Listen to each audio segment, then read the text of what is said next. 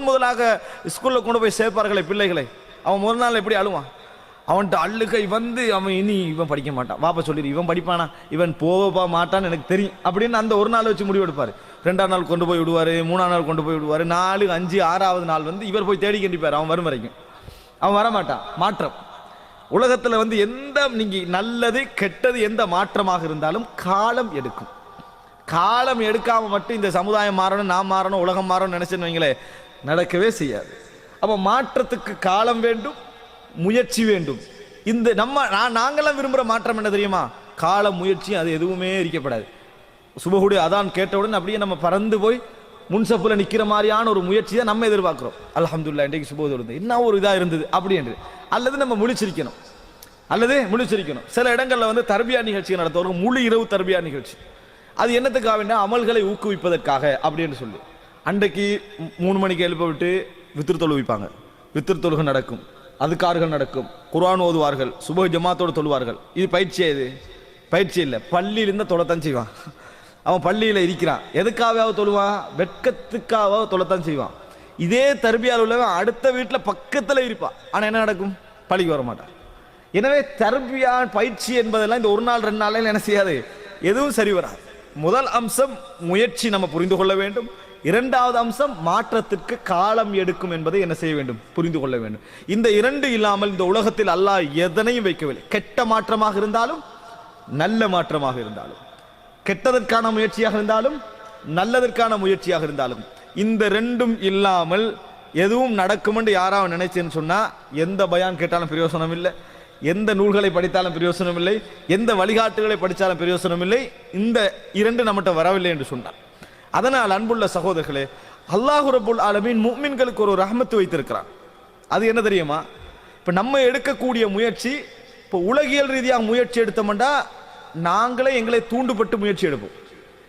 ஆனால் மார்க்க ரீதியான முயற்சி நம்ம முழுமையாக எடுத்தாலும் இன்னொரு இருப்பார், யாரு? ஷைத்தான். அவ விட மாட்டான், அவன் ஏதாவது வேறு விஷயங்களை செய்து கொண்டே இருப்பான். என்பதனால அல்லாஹ் ரப்புல் ஆலமீன் உங்களிடமிருந்து அரைவாசி முயற்சியை தான் எதிர்பார்க்கிறான். மற்ற 50% அவனது கருணை இருக்கும், மற்ற 50% அவனது கருணை இருக்கும். அல்லாஹ் குர்ஆன்ல அதை வாக்களிக்கிறான். அல்லதீன ஜாஹது ஃபீனா லனஹ்தியன்னஹும் சுபுலனா. எங்களது பாதைகளில் யார் போராடுகிறார்களோ, முயற்சி எடுக்கிறார்களோ, அவர்களுக்கு எமது பாதைகளை எல்லாம் நாம் திறந்து விடுவோம், எமது பாதைகளை எல்லாம் நாம் திறந்து விடுவோம். வமை யதவக்கல் அலல்லாஹி ஃபஹுவ ஹஸ்புஹ்.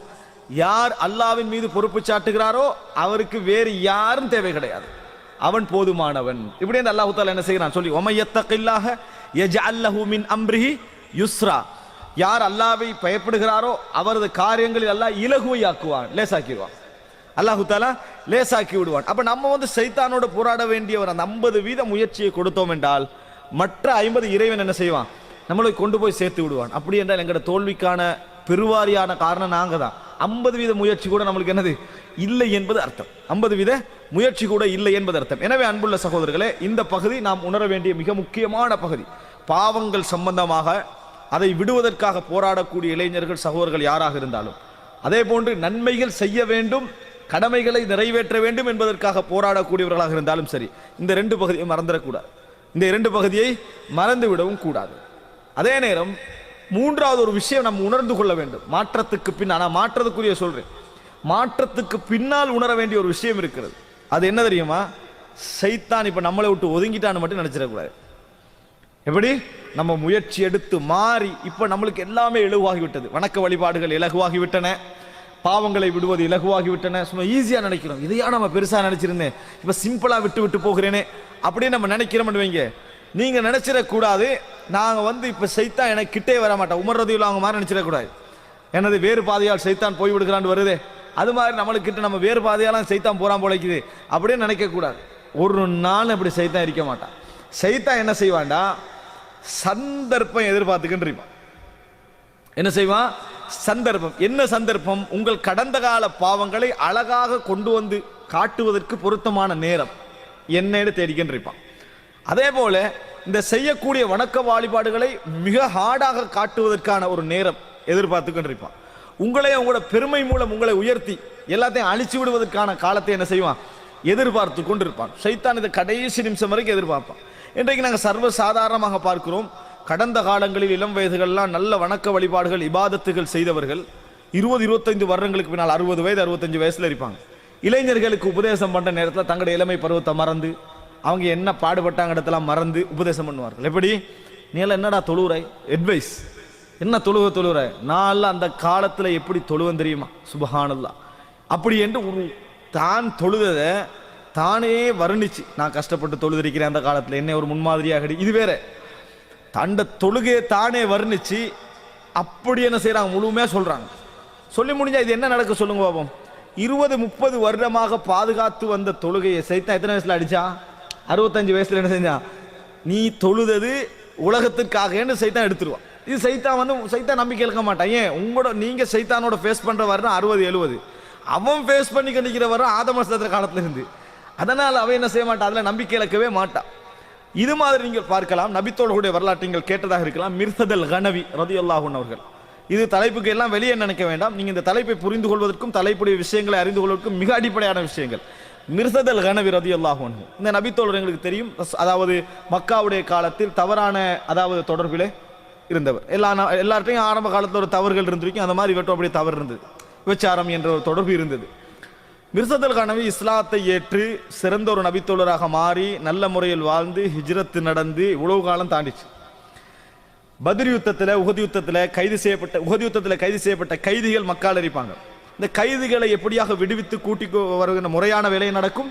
பொதுவாக இன்னொரு நாடு என்ன செய்யும் ரகசியமாக அந்த கைதிகளை விடுதலைப்பதற்கான எல்லா முயற்சியும் நடக்கும்.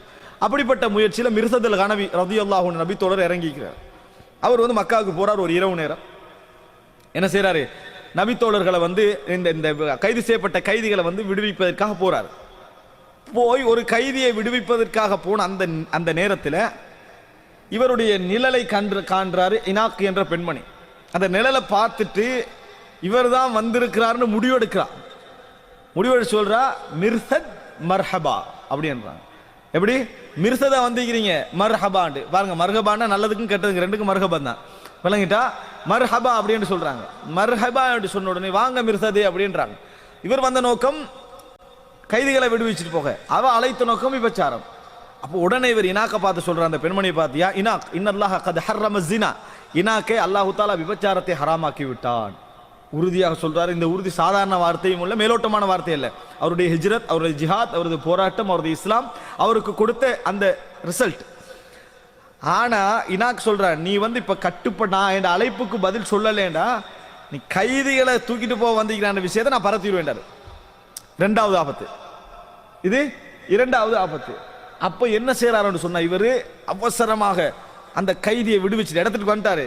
அவரை சுமந்து அவர் சொல்றாரு அவர் மிக பாரமான ஒரு மனுஷனா செஞ்சாரு இருந்தாரு. அவர் ஓடுறார். அவர் விட்டுட்டு கூட ஓடல. அவர் சுமந்து எங்க போகணும் மக்கால இருந்து மதீனாவுக்கு வெஹிக்கல்ல இதுல வந்திருப்பாரு. சாதாரண ஒட்டகம் சாதாரண கழுது இப்படி வந்திருப்பாரு. எடுத்துட்டு ஓடுறார். இவர் சத்தம் ஓடுறா. எப்படியோ இவர் தப்பி என்ன செஞ்சிட்டாரு மதீனாவுக்கு வந்து விட்டார். இது சைத்தானுக்கு மிகப்பெரிய ஒரு சந்தர்ப்பமான சூழல். இது மாதிரி சந்தர்ப்பங்களை சைத்தான் நம்மகிட்ட தேடுவான். சைத்தான் என்ன செய்வான் நம்மிடத்துல தேடுவான். இதோட முடிஞ்சா பரவாயில்ல. இப்ப மிர்சத் மதீனாவுக்கு வந்துட்டாரா இனாக்கை தூண்டிய சைத்தானும் மதீனா வரைக்கும் வந்திக்கிறான்னு அர்த்தம். ஏன் மிர்சதுடைய எண்ணத்துல சைத்தான் போடுறான் ரூட்டு வேறொரு சிந்தனை. சுப்ஹானல்லாஹ் அல்லாஹு தஆலா மூமின்களை தூய்மைப்படுத்துவதற்காக பல வழிகளை வைத்திருக்கிறான். இல்லை என்று சொன்னா நம்ம அழிஞ்சிடுவோம். அல்லாஹ் சில சட்டங்களை போட்டு பாதுகாப்பா வச்சுக்கிறான். இல்லை என்றால் அது மார்க்க ரீதியாக சரி மாதிரி இருக்கும். இப்ப மிர்சத் மதீனாவுக்கு வந்த உடனே கைதியை அங்க ஒப்படைச்சிட்டு நேரா ரசூலுல்லாஹ்கிட்ட வராங்க. அல்லாஹ்வின் தூதரே அன்கிஹு இனாக்கன் இனாக்கை நான் திருமணம் முடித்துக் கொள்ளவா அப்படின்னு கேட்டார். சைத்தான் எப்படி கொடுத்தான் பாத்தீங்களா ஐடியா. எப்படி சொன்னா விபச்சாரம் ஹராம். அது இனாக் கூப்பிட்டது பிழை தான். சைத்தான் எவ்வளவு பேசிப்பானா இல்லையா. என்ன இனாக்கு அழைச்சது பிழை தான். திருமணம் ஹலாலா ஹராமா மனசு என்ன சொல்லும் திருமணம் ஹலால். ரசூலுல்லாஹ்கிட்ட கேட்டு முடிஞ்சது பிரச்சனை. இது நீங்க யார் சொல்ற தீர்வு மலக்கு சொல்ற தீர்வு அல்ல. இது சைத்தான் சொல்ற தீர்வு. ஏன் மதீனால நல்ல மார்க்கப்பட்டுள்ள பெண்கள் இருக்க மார்க்க துறையில் நல்ல பெண்கள் இருக்க அதாவது இவருக்கு எல்லா வகையிலும் பொருத்தமான பெண்கள் இருக்க மக்கால் உள்ள சந்தர்ப்பத்தை எப்படி கனெக்ஷன் போட்டான் பாத்தீங்களா சைத்தான். இது சைத்தான் திருந்திய எல்லோருக்கும் என்ன செய்வான் வைப்பான்.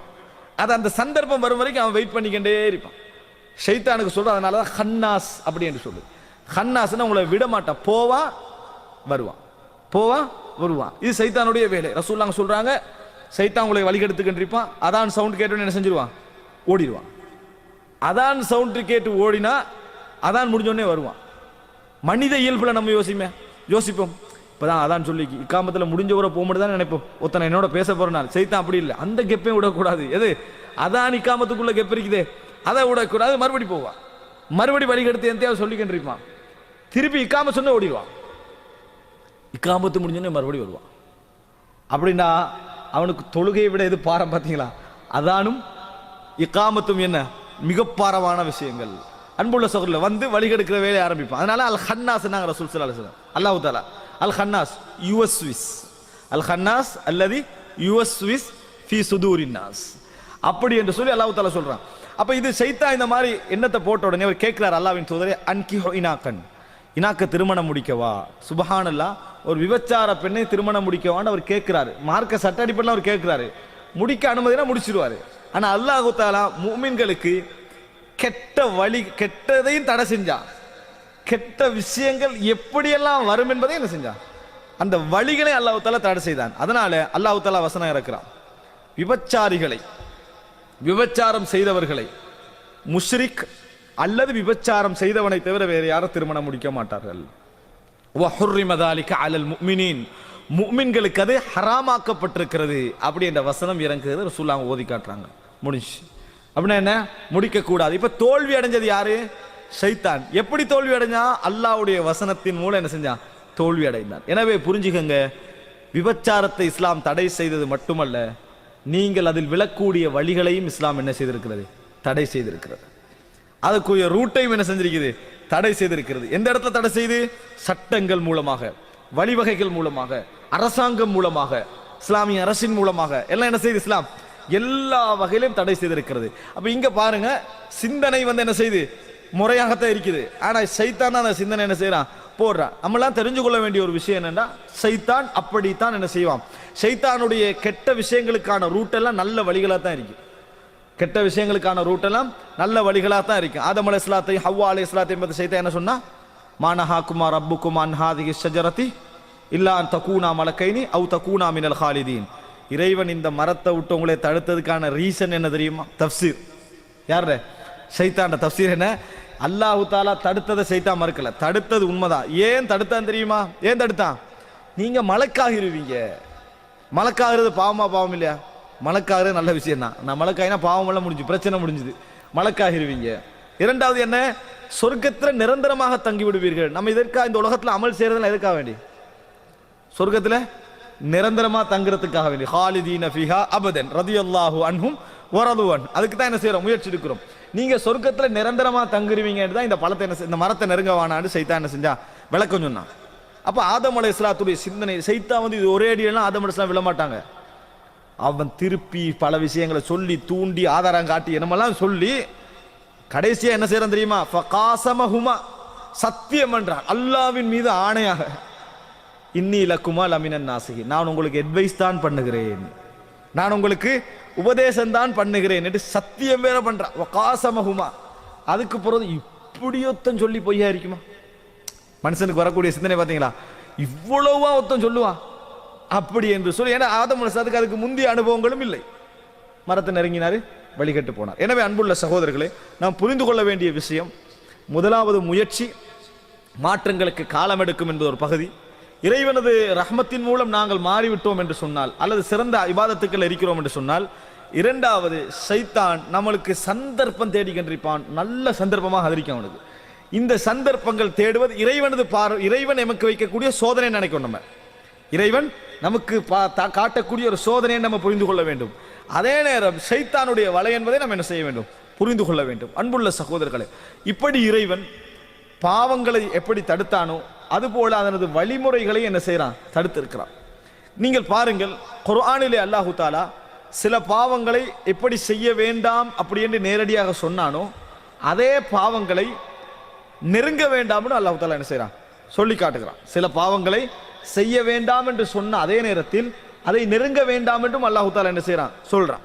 இப்ப செய்ய வேண்டாம் என்பதை விட நெருங்க வேண்டாம் என்பது தடையில வந்து உச்சகட்டம். அப்படியா இல்லையா? செய்ய வேண்டாம் என்பதை விட நெருங்க வேண்டாம் என்பது தடையில உச்சகட்டம். ஆனால் நெருங்குதல் என்பது இந்த